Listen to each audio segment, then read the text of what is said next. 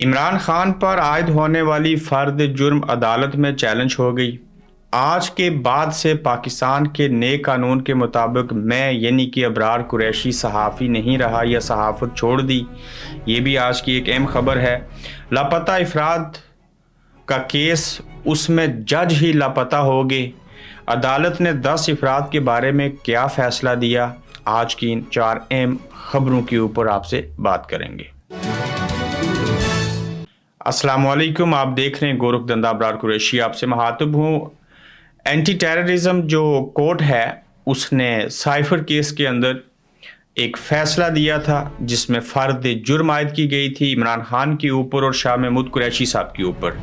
फ़र्द जुर्म आयद होने का मतलब ये होता है कि आप लोग इस केस के अंदर मुलविस हैं।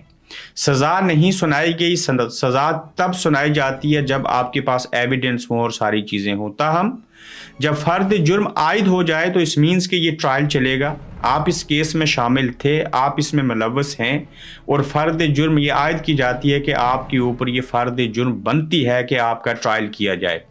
इसको पाकिस्तान तहरीक-ए-इंसाफ के वकला जो हैं उन्होंने चैलेंज किया है और हाई कोर्ट के अंदर चैलेंज किया है। सवाल ये उठता है कि क्या इमरान खान साहब के ऊपर जो फ़र्द जुर्म और शाह महमूद कुरैशी साहब के ऊपर आयद की गई है, इसमें उनको रिहाई मिलेगी या नहीं मिलेगी। इस सवाल का सीधा सा जवाब है अदालत, हाई कोर्ट, वकला जो हैं वो तहरीक इंसाफ के और जिनके ऊपर फ़र्द जुर्म आयद हुई है वो सरबराह तहरीक इंसाफ की और शाह महमूद कुरैशी भी का भी तल्लुक़ उन्हीं से।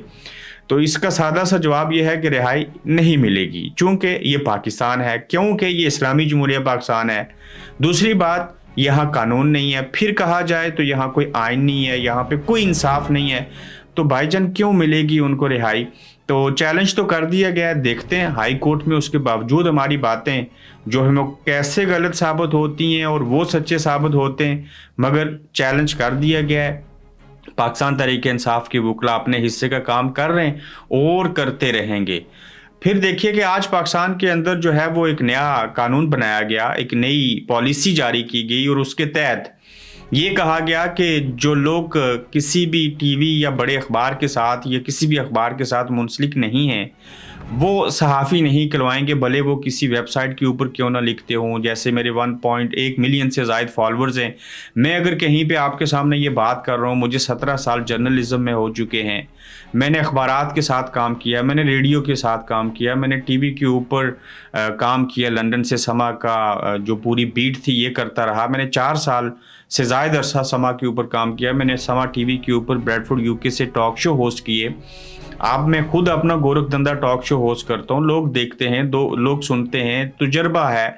लेकिन उसके बावजूद मैं बतौर अबरार कुरैशी आज से सहाफ़ी नहीं हूँ। समझ लें हमने सहाफ़त छोड़ दी। ये जो कुछ हम आपके सामने बात कर रहे हैं ये सिर्फ बकवास है और सहाफ़ी वो है जिसको ये कंट्रोल कर सकें, जो इनके कंट्रोल में रहें, जिनको ये डंडा दिखाएं, घूरें, जिनके ऊपर प्रेशर डालें तो वो उनकी बात मान जाएं, तो वो सहाफ़ी हैं। आज के दौर में किसी के पास कोई टाइम नहीं है कि वो टीवी को देखे, या देख भी ले तो वो सुकून में नहीं रहेगा, ये डिप्रेशन है।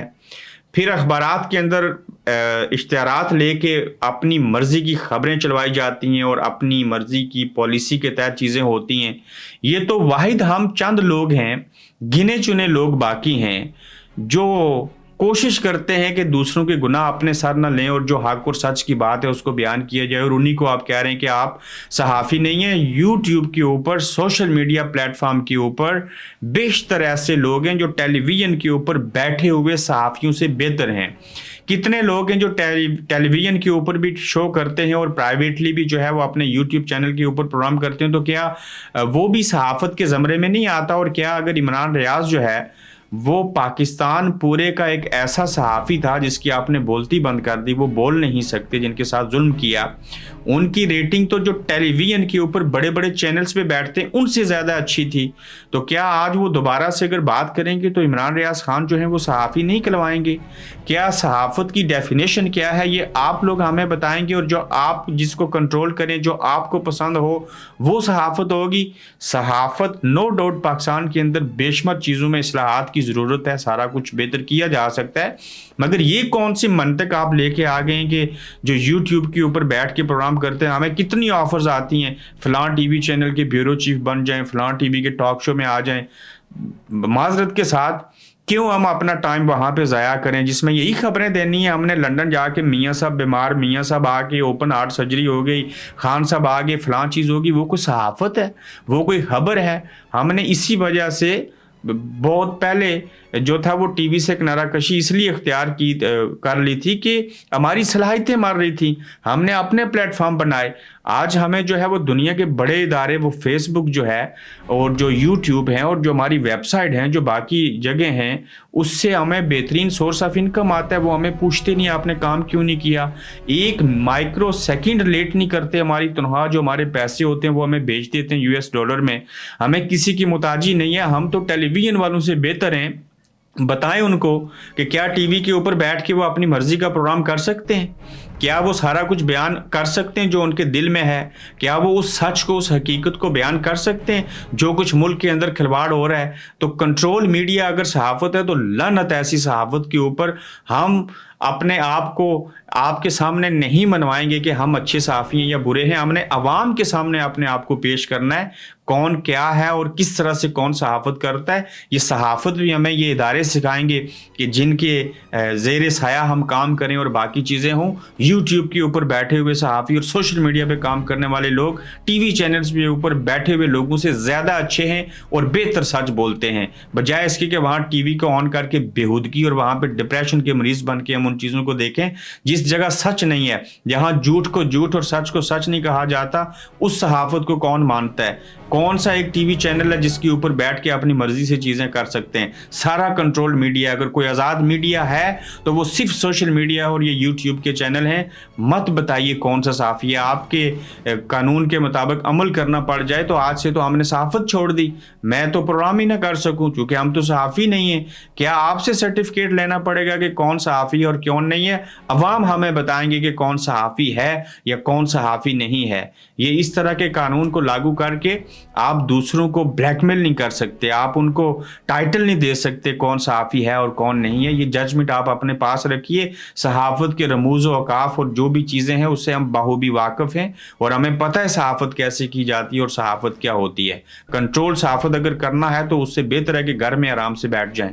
लापता अफराद का केस था, उसमें लापता अफराद की बात करनी थी, लिहाजा जज और अदालतें लापता हो गई।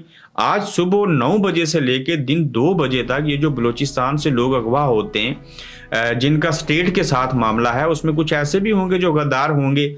उसमें शेरी मज़ारी की बेटी ईमान मज़ारी थी, फिर एतजाज़ एहसन जो थे, उन्होंने कुछ लोगों की लिस्ट जो थी वो लेके गए, हाई कोर्ट में गए, 2 बजे तक बैठे रहे। उसके बाद कहा जी कि आज तो इसके ऊपर कोई बात नहीं हो सकेगी। उसमें इमरान रियाज को लापता अफराद में शामिल किया गया था, उसमें बताया गया। फिर हज़ारों लोग जो हैं वो बलूचिस्तान, कोयटा और बाकी जगहों से लापता हैं। और कितने ऐसे लोग हैं जिनको लापता कर दिया गया और लापता लोगों का केस सुनना जब था उसमें अदालत ही लापता होगी और उन्होंने कोई ऐसी चीज़ नहीं की। क्यों? कि वो किसी और के कंट्रोल में है, किसी और के साए में है, वो इस तरह के केसों के ऊपर बात नहीं कर सकते। तो लिहाजा जब वो आज़ाद नहीं है, वो बात नहीं कर सकते, तो लापता अफराद का केस सुनने वाली अदालतें खुद लापता होंगी, जज लापता हो जाएंगे।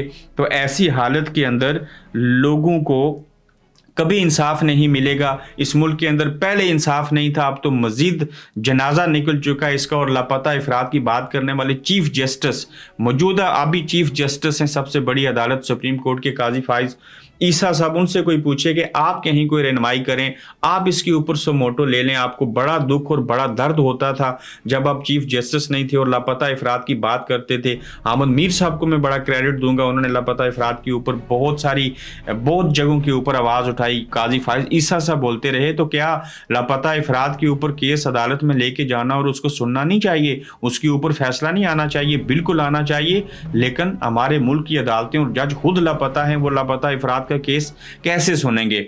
आखिरी नुक्ता है कि अदालत ने 10 अफराद के बारे में आज क्या फैसला दिया। जी, फरह हबीब जो कि प्रेस कॉन्फ्रेंस भी कर चुके हैं, सब चीज़ें हो चुकी हैं, उसके बावजूद अदालत से फैसला आया है कि मुराद सईद के बारे में खास कर कहा गया कि ये जहां मिले उसको गिरफ्तार कर लो। शुक्र है अल्लाह का कि अदालत ने यह फैसला नहीं दिया कि ये मुराद सईद जहां पे नजर आए इसको सीधी गोली मार दो। ये भी आ सकता है फैसला, क्यों? ये इस्लामी जमहूरिया पाकिस्तान की अदालतें हैं ना।